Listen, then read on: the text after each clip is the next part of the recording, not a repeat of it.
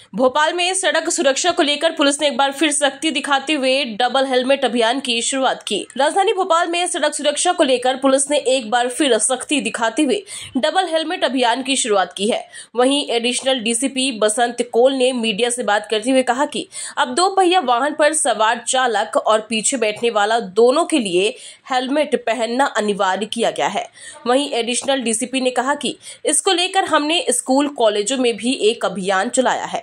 Police का कहना है कि शहर में बढ़ते सड़क हादसों को रोकने के लिए यह कदम बेहद जरूरी है। यातायात पुलिस की टीम शहर के प्रमुख चौराहों, new market, board office, MP Nagar और टीटी नगर में विशेष चेकिंग अभियान चला रही है। बिना हेलमेट और डबल सवारी में नियम तोड़ने वालों पर चालानी कार्रवाई की जा रही है। पुलिस ने नागरिकों से अपील की है कि अपनी सुरक्षा के लिए हमेशा हेलमेट पहनने और दूसरों को भी इसके लिए प्रेरित करें। 15 मिनट के लिए वो काम करें ताकि उनको पता चले, ठीक है, हैंड्स डाउन बेटा, कि पुलिस कैसे काम करती है। तो वो सज्जन को मैंने यही कहा कि सर, वो जो भी ट्रैफिक पुलिस कर रही है, कभी आपको लगता है यहाँ चेकिंग चल रही है, वो सिर्फ इसलिए कर रही है कि आप लोग ट्रैफिक रूल फॉलो करें और आपके एक्सीडेंट ना हो। आपको पूरी ट्रैफिक के बारे में सीनियर सर ने बताया। मेरा बस इतना रिक्वेस्ट है कि जब आप अपने पेरेंट्स के साथ या अपने से किसी बड़े के साथ कहीं जाते हैं और वो कोई चीज ऐसा करते हैं कि जिससे मान लीजिए कोई हेलमेट नहीं पहना, गाड़ी रश चला रहा है, हल्का सा अल्कोहल कंज्यूम करके चला रहा है, तो आप उनको रोक सकते हैं थोड़ी विनम्रता के साथ। मेरे बच्चे हमें रोक देते हैं। यदि मैंने कांच खोला और कुछ चीज बाहर फेंकनी होगा तो मेरी बेटी पीछे से बोलती है, मम्मी रोड पे नहीं, ओके बेटा, वापिस अपने साथ जो कैरी बैग ले जाते हैं उसमें केले का छिलका डाल देते हैं, जहाँ डस्टबिन खुलता है वहीं डालते हैं। तो बच्चे पेरेंट्स को बहुत एक की रोल करते हैं नियमों का पालन कराने के लिए।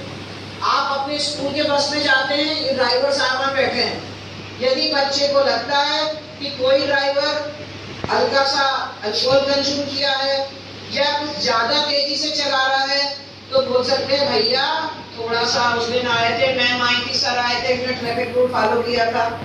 आप अपने टीचर्स को बता सकते हैं, आप अपने पेरेंट्स को बता सकते हैं। आप मेरी बात समझ गए? जो बच्चे खुद गाड़ी चलाते हैं उनमें से 100% हेलमेट होना चाहिए। अब हमको इसमें शर्म नहीं आनी चाहिए। आपको लगता है कि हेलमेट सिर्फ हाईवे पर होता है, ये बात गलत है। जैसे मैंने पहले पूछा कि एक एज क्यों होती है गाड़ी चलाने की, हम 15 साल में क्यों नहीं लाइसेंस दे सकते, हम 17 साल में क्यों नहीं दे सकते? क्योंकि हम उतने मैच्योर नहीं हो पाते, हमारे शरीर के जो ऑर्गन है वो इतना परिपक्व नहीं हो पाते, हमारी आईसाइट नहीं हो पाती कि हम उस गाड़ी को हैंडल करें, हम आगे देखें। भारी ट्रक होते हैं उसके लिए भी क्राइटेरिया होता है ना, तो अलग अलग गाड़ी के लिए अलग अलग एज ग्रुप, अलग अलग क्राइटेरिया होते हैं लाइसेंस देने के लिए। हिंदुस्तान में आई थिंक लाइसेंस की प्रक्रिया और पालन दुनिया में सबसे आसान होता है। मैं छोटी बच्ची थी, मुझे आज तक याद है, मेरे कुछ रिश्तेदार आए थे, उनको लाइसेंस चाहिए था, तो वो भोपाल से लाइसेंस ले रहे थे। मैंने भोपाल से क्यों लेना चाह रहे भाई? वो जर्मनी से आए थे, उनको पता चला कि वहाँ प्रक्रिया ज्यादा कठिन है, तो यहाँ के आरटीओ से वो इंटरनेशनल ड्राइविंग लाइसेंस लेने आए थे। अब तो प्रक्रिया अपने आप ही काफी जटिल कर दी गई है। ट्रैफिक के साथ साथ काफी बच्चियां हैं, मैं ये भी बताना चाहती हूँ कि जब आप लोग फेसबुक पर अपना स्टेटस डालते हैं,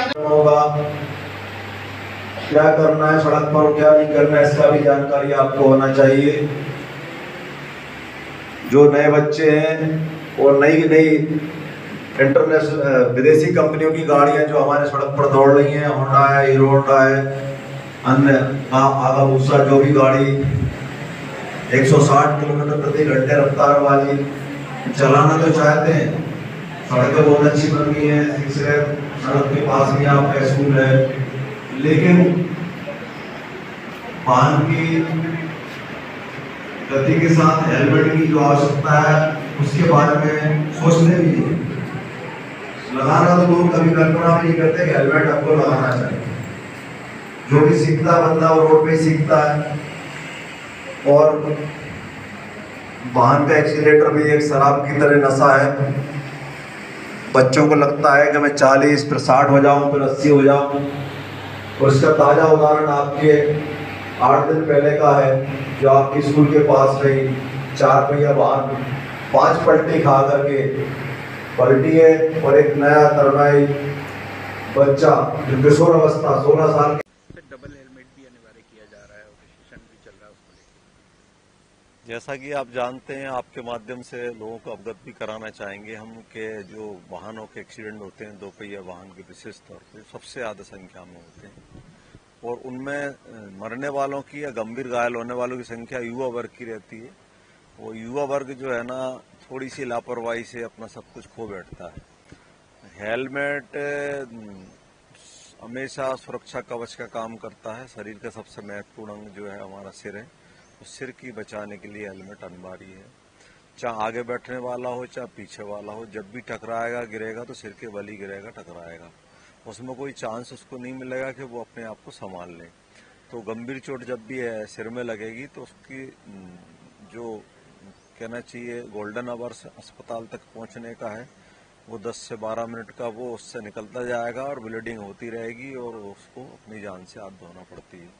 इसलिए जनहित की बात करें, स्वयं के हित की बात करें, तो स्वयं आदमी को आगे जागरूक स्वयं रहे और हेलमेट लगाए, साथ में बैठने वालों को भी हेलमेट लगाए।